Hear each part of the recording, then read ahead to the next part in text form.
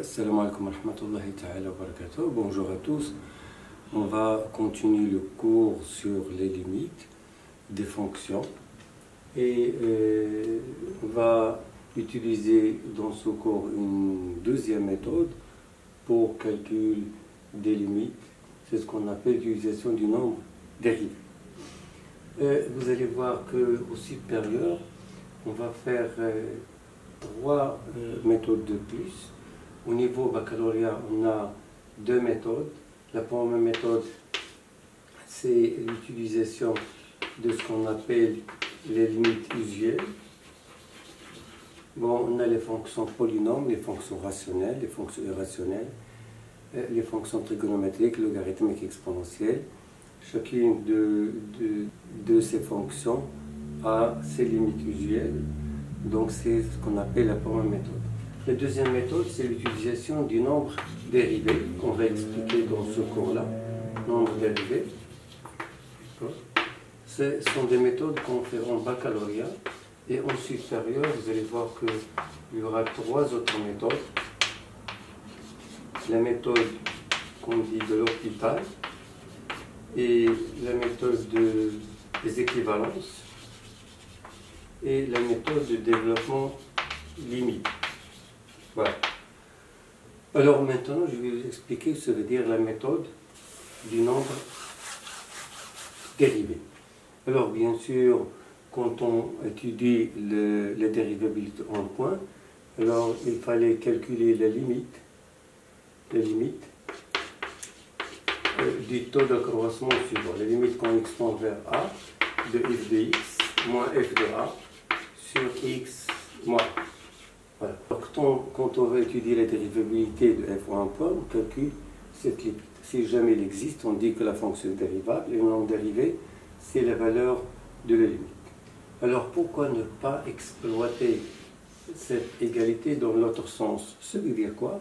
Ça veut dire que si f est dérivable, on peut calculer la limite de ce taux d'accroissement en calculant les dérivés de f et puis on remplace x par a. Alors c'est ce qu'on va faire dans ce paragraphe. Et pourquoi? Parce que on n'a pas le choix, sinon la méthode précédente va être un peu plus lourde ou parfois on ne peut pas même la faire. Donc je vais écrire tout d'abord la formule, voilà, qui dit que si f est dérivable quand a, alors je peux dire que la limite quand x tend sera de f de x moins f de a sur x moins a est égal à f prime de a. Voilà, je vous ai proposé 4 exercices d'application de cette formule et vous allez voir qu'on ne peut pas utiliser les méthodes précédentes sur le calcul des limites des fractions rationnelles. Et pourquoi? Parce que la division euclidienne devient un peu plus lourde, même le schéma de Rengel, pour certains exemples, ça ne marche pas, surtout quand vous avez des paramètres où vous avez une puissance assez grande. Donc comment faire pour calculer ces 4 limites? On va essayer de les considérer comme étant des taux d'accroissement. Alors pour le premier exemple, on peut choisir la fonction qui est en numérateur, que je viens de dénoter f, c'est x puissance 20 plus 2 x puissance 18 moins 3. Alors c'est une fonction polynôme, donc elle est dérivable sur R, en particulier tout point. Alors, notre point considéré, ça va être 1. On va dire alors f est dérivable sur R et quel que soit x appartenant à R, alors la dérivée de ce polynôme, ça va être 20 fois x à la puissance 20 moins 1, ça veut dire 18, plus 2 fois 18, ça veut dire 36, x puissance 18 moins 1, ça veut dire 17. La dérivée de moins 3, c'est 0. Et à ce moment-là, la limite quand x tend vers 1 de x puissance 20 plus 2 x puissance 18 moins 3 sur x moins 1, elle est égale à la limite quand x tend vers 1 de f de x moins f de 1 sur x moins 1. Alors, du moment que f est dérivée sur R, en particulier au point 1, donc la limite sous le croisement, c'est exactement f' de 1. f' de 1, c'est quoi? C'est l'image de 1 par les dérivés, donc je vais remplacer x par 1, 1 puissance 19 c'est 1, et 1 puissance 17 c'est 1, alors on va trouver 20 plus 36, c'est-à-dire 56. On va passer au deuxième exemple. Alors on pose f de x égale le numérateur tout entier, ou bien on peut poser tout simplement f de x égale x plus 1 à la puissance 2020. À ce moment-là, on va dire que f est dérivable sur R, parce que c'est un polynôme, et quel que soit x appartenant à R, donc f' de x est égal, dérivée d'une puissance, c'est la puissance tout d'abord, multipliée par x plus 1 à la puissance 2019, je vais le retrancher 1, ça fait 2019, mais fois les dérivés d'x plus 1, c'est 1. Et à ce moment-là, la limite, quand x tend vers 0, de x plus 1 à la puissance 2020 moins 1 sur x est égal à la limite, quand x tend vers 0, de f de x, f de 0. f de 0, bien sûr, c'est 1 à la puissance 2020, c'est 1 sur x moins 0. Et du moment que f est dérivable sur R, en particulier au point 0, donc la limite de croissement, c'est la dérivée point 0. Alors la dérivée point 0, ça fait 2020 multiplié par 0 plus 1 à la puissance 2019, ça fait 2020. Troisième exercice. Alors, on va choisir f de x est égal à la fonction au numérateur, x plus 1 à la puissance n, moins 2x plus 1 à la puissance n. Bon, ça c'est une fonction polynôme, on va dire f est dérivable sur R, et quel que soit x appartenant à R, alors la dérivée de la puissance, c'est toujours la puissance multipliée par x plus 1 à la puissance n moins 1, mais multipliée par les dérivés de x plus 1, c'est 1, moins la puissance n multipliée par 2x plus 1 à la puissance n moins 1, et multipliée par les dérivés de 2x plus 1 qui est égal à 2. Donc je vais le mettre ici, à gauche. Voilà.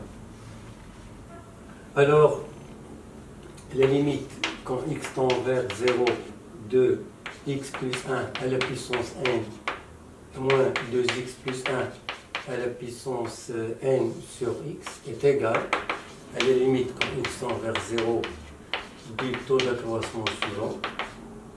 Voilà, l'image de 0 bien sûr c'est 0 plus 1 qui est égal à la puissance n c'est 1, et si 0 plus 1 à la puissance c'est 1, donc 1 moins c'est 0 sur x moins 0.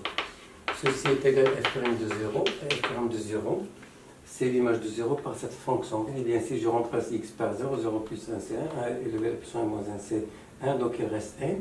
Ici il va rester 2n, ça veut dire n moins 2n qui est égal à moins 1. Le dernier exemple quatrièmement, bon ici vous avez deux fonctions, une au numérateur et au dénominateur, je vais poser f de x est égal à x plus 1 à la puissance p moins 1, et je vais poser g de x est égal à x plus 1 à la puissance p moins 1. Donc ces deux fonctions sont dérivables parce que ce sont des fonctions polynômes.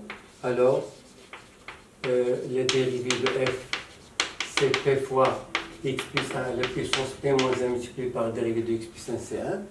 Et la dérivée de g, de la même façon, ça fait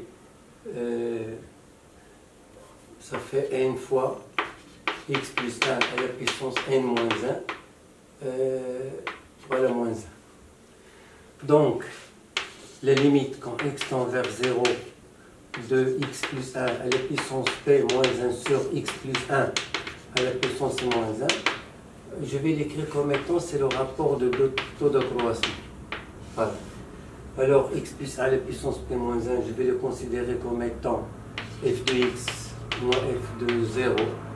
Voilà. Je vais ajouter x moins 0 pour former le taux de croissance correspondant à f. Et pour le dénominateur, c'est la même chose. Je vais écrire g de x moins g de 0 sur x moins 0. Ça veut dire on a multiplié les numérateurs et dénominateurs par 1 sur x pour former deux taux de croissance.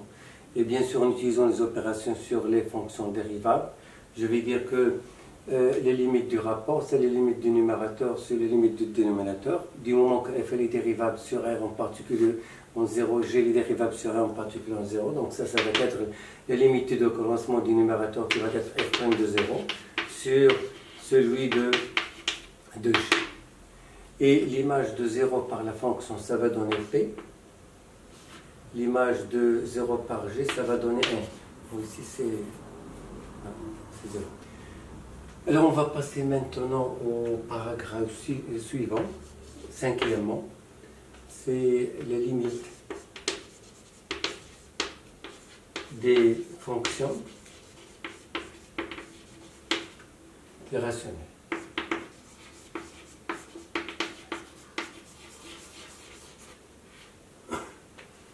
Alors, on va considérer U une fonction positive. On va considérer P un entier naturel. On pose P de x est égal à la racine d'ordre P de x. Alors, petit a, les formules utilisées, il y en a deux formules. La première formule dit que si les limites quand x tend vers a ou x tend vers plus l'infini ou moins l'infini de la fonction u est un nombre réel positif, d'accord? Alors du moment que est une fonction positive, toutes ces limites, que ce soit une limite finie ou bien l'infini, sont positives. Alors à ce moment-là, on va dire que la limite de f de x, ça va être la racine d'ordre p de f. Et la deuxième formule, si la limite de u de x est égale à plus l'infini, alors la limite de f de x est aussi plus l'infini. Petit b, méthode utilisée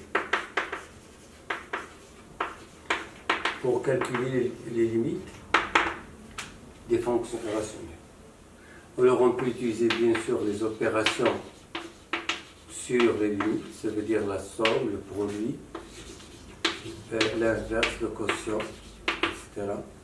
Et on utilise pour certains la factorisation, ça veut dire on essaie de factoriser par le terme le plus puissant. Et parfois on peut utiliser la méthode de la partie conjuguée. Et si ça ne marche pas, pour certains, on utilise des entités remarquables.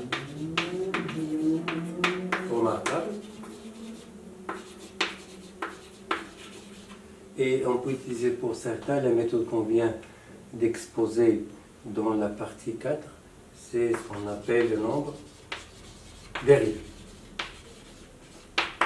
Voilà. Donc à chaque fois, je vais signaler la méthode à utiliser pour certains élèves. On va commencer par des exemples ou bien des exercices. Voilà. Alors on va commencer par l'exercice dans lequel on n'a pas une forme déterminée, mais je vais séparer les exercices en deux. Exercice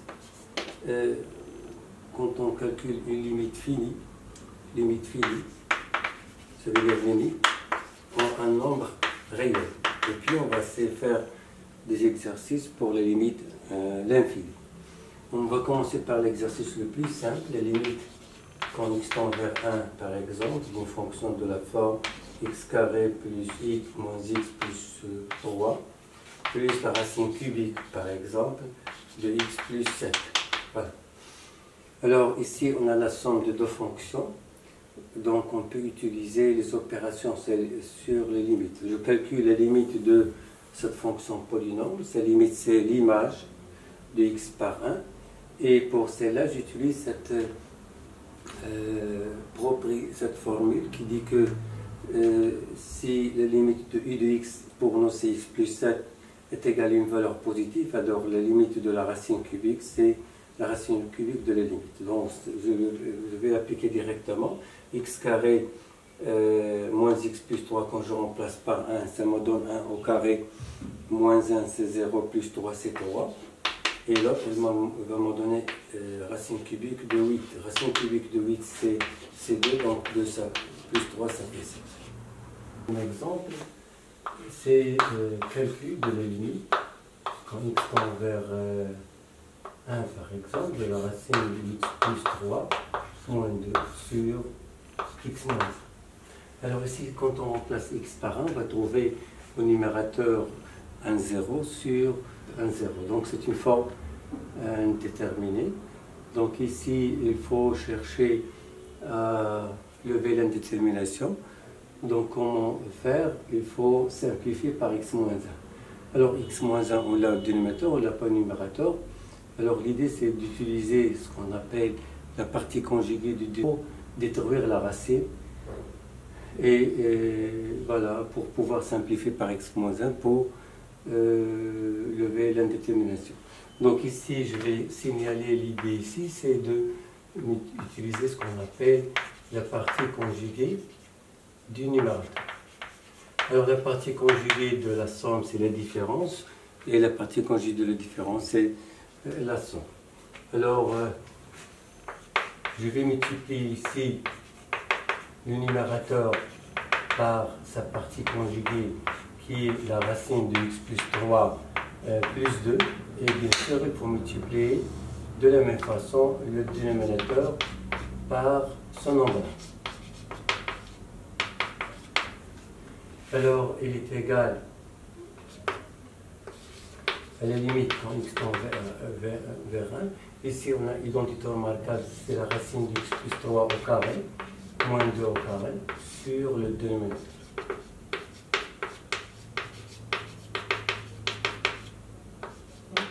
Alors, le numérateur, il va se simplifier un petit peu. Pourquoi? Parce que le carré, il va détruire le radical. On va trouver x plus 3, mais moins 4. X plus 3 moins 4, c'est x moins 1. Donc x moins 1 sur x moins 1 multiplié par la racine de x plus 3 plus 2.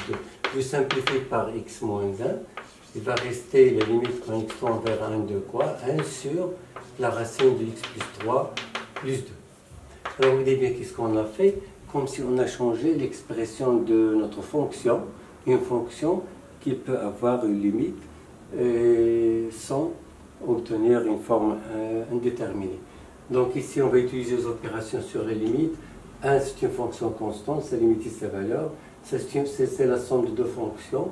Alors la limite consiste à remplacer x par 1. Alors 1 plus 3 c'est 4, racine de 4 c'est 2, 2 plus 2 c'est 4, on trouve 1.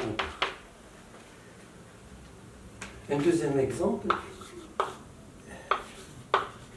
on va essayer de considérer deux radicaux, l'un au numérateur et l'autre au dénominateur. Ici, on va mettre la racine de x3 moins 2. Quand je remplace x par 1, je trouve 0. Ici, on va mettre un autre radical, par exemple, x plus 8, d'accord, et moins 3, pour qu'il me donne 0 sur 0 conforme indéterminé.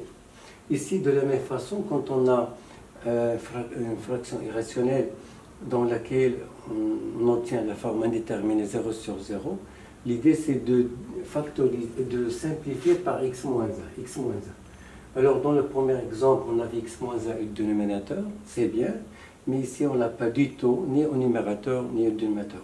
Alors comment le faire apparaître? Ici, vous allez voir, on va utiliser la même méthode que dans l'exemple 1, ça veut dire on va utiliser la multiplication par la partie conjuguée, mais on va multiplier par la partie conjuguée des deux. Alors, c'est-à-dire, le numérateur, on va le multiplier par sa partie conjuguée, qui est la racine de x plus 3, plus 2. Et le dénominateur, on va le multiplier aussi par sa partie conjuguée, qui est la racine de x plus 8, plus 3. D'accord? Mais bien sûr, pour ne pas changer l'expression de notre fonction, alors, ici au numérateur, j'ai multiplié par la racine de x plus 3 plus 2. Ici, je vais le multiplier aussi au dénominateur. Je multiplie le dénominateur par la racine de x plus 8 plus 3. Je vais le multiplier au numérateur. Alors, au numérateur, je vais avoir ici une identité remarquable, a moins b multiplié par a plus b, ça donne a au carré moins b au carré. Multiplié bien sûr par l'autre facteur. Et ici, c'est la même chose. Je vais avoir identité remarquable x plus 8 au carré moins 3 au carré, le tout multiplié par la racine de x plus 3 plus 2. Voilà. Alors, pour ce terme qu'on a ici, comme premier facteur, vous allez voir, il va nous donner x moins 1. Le carré va être le radical, on va obtenir x plus 3, mais moins 4, c'est x moins 1. Ici, de la même façon, x plus au carré, c'est x plus 8, moins 9, c'est x moins 1. Ces deux termes sont égaux, j'ai le droit de simplifier parce que x s'approche d'un milieu différent. Donc, il va rester tout simplement la racine de x plus 8 moins 3 plus 3 sur la racine de x plus 3 plus 2. Voilà. Alors, si je remplace x par 1, je vais trouver 1 plus 8, ça fait 9. Racine de 9, c'est 3. 3 plus 3, ça fait 6. Ici, 1 plus 3, c'est 4. Racine de 4, c'est 2. Plus 2, c'est 4. Je simplifie par 2, c'est 3. Et maintenant, on va passer l'exemple. C'est l'exemple 3, ça. Maintenant, l'exemple 4. C'est la limite en x tend vers 0 de la racine de x plus 1 moins 1 sur x. Eh bien, je vais essayer d'écrire 3 exemples à la fois pour voir comment différencier entre les méthodes. Ici, je vais mettre racine cubique. Ici, je vais mettre la racine d'ordre 4.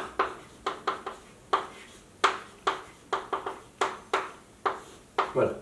Alors, on dit bien, ces limites, ils se ressemblent un petit peu, c'est à peu près la même expression, mais le radical est différent. Si c'est un radical d'ordre 4, celui d'ordre 3, celui d'ordre 2. Mais ils donnent la même forme indéterminée 0 sur 0. Alors, l'idée, c'est de lever l'indétermination. Alors, quand on a 0 sur 0, il faut chercher à simplifier par x moins 0, c'est-à-dire par x. Alors x, on l'a au dénominateur, mais il faut le faire apparaître au numérateur. Alors pour le premier exercice, bien sûr, on a déjà l'idée, c'est d'utiliser la partie conjuguée, mais vous allez voir que pour l'exercice 5 et 6, ça ne marche pas. Pourquoi ça ne marche pas? Parce que quand on multiplie par le conjugué, alors le carré, il détruit la racine. Mais ici, le carré ne va pas détruire la racine. Ici, le carré ne va pas détruire la racine. À ce moment-là, cette formule de partie conjuguée, ça ne marche pas. Donc, ce qui va marcher, c'est une autre méthode, ce qu'on appelle identité remarquable.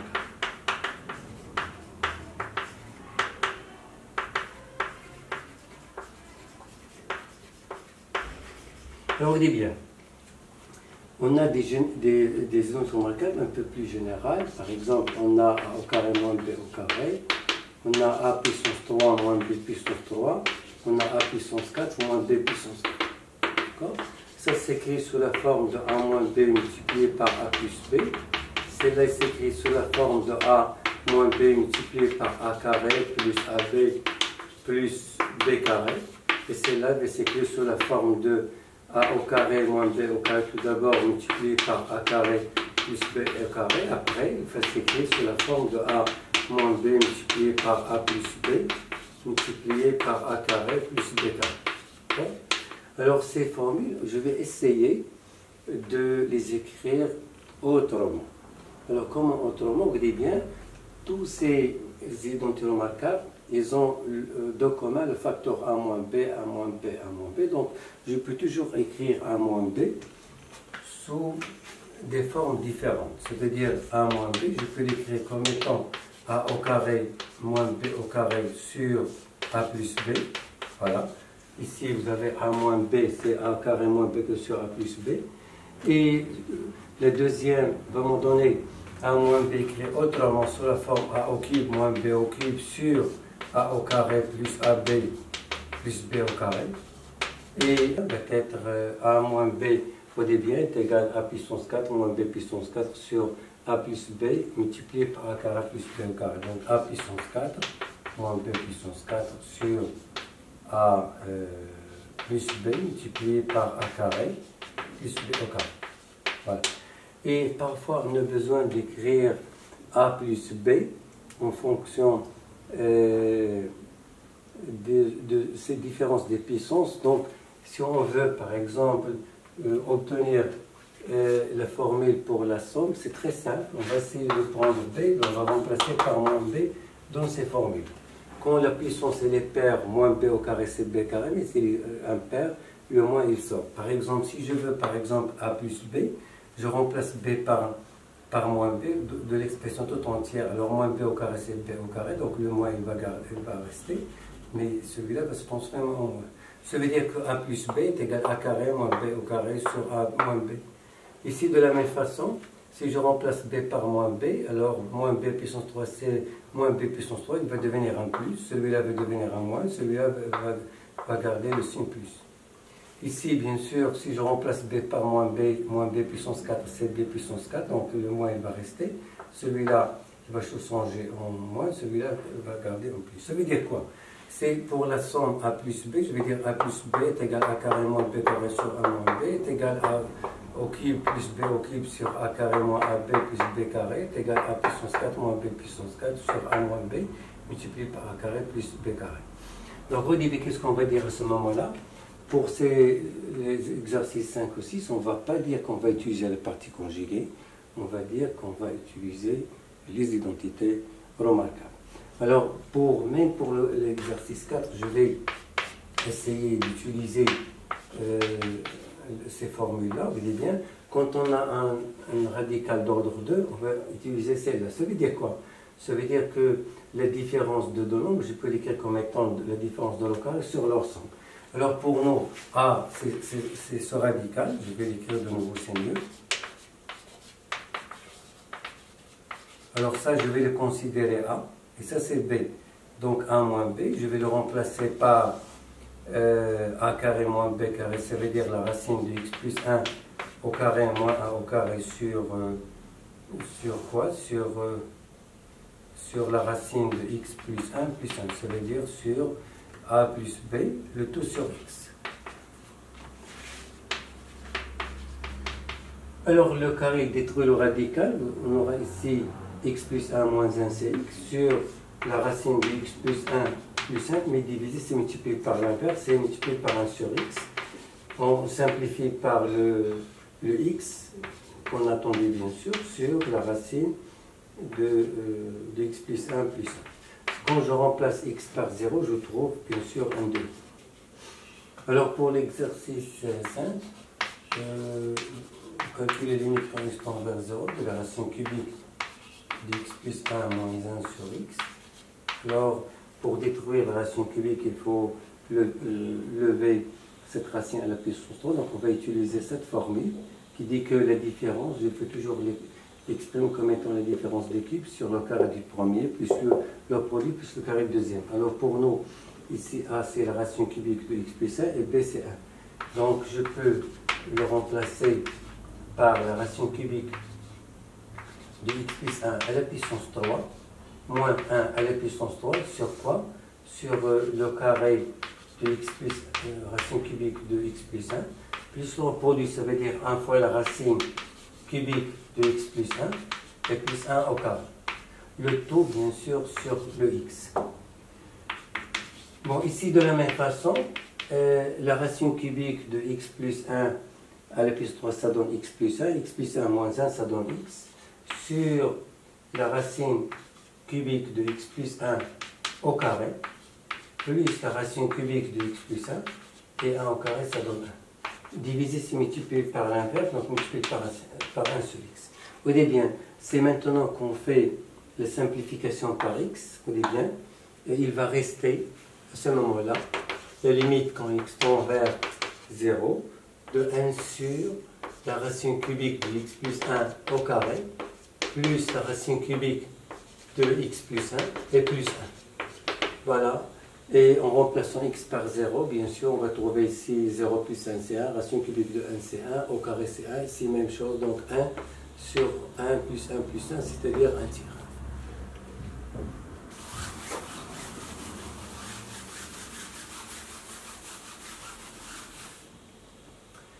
Et pour l'exercice 6, c'est la même chose.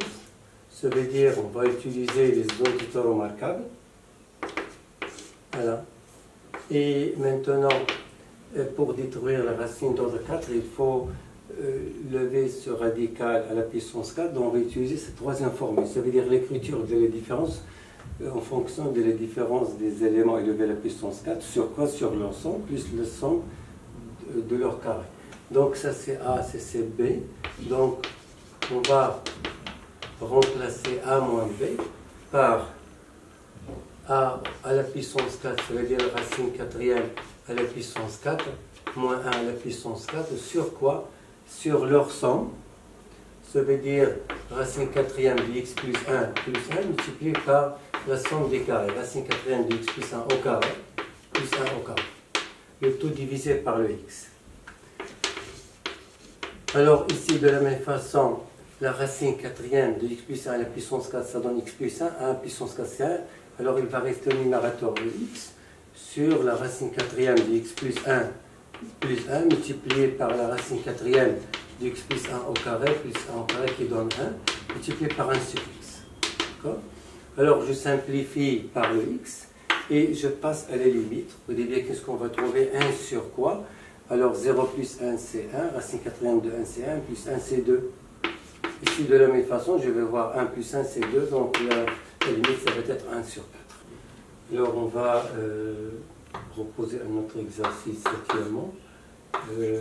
Voilà, pour un différent de 0, calcul de la limite correspond vers A de la racine de x moins la racine de A sur la racine cubique de x moins la racine cubique de A. Voilà, alors ici on a deux radicaux différents, radical d'ordre 2 numérateur, d'ordre 3 dénominateur. Quand on passe x par 1, on trouve 0 sur 0, forme indéterminée. Donc il faut chercher à faire une simplification par x moins a. X moins on l'a lié au numérateur au dénominateur. Alors pour le faire apparaître, on va utiliser voilà, les identités remarquables. Identité remarquable.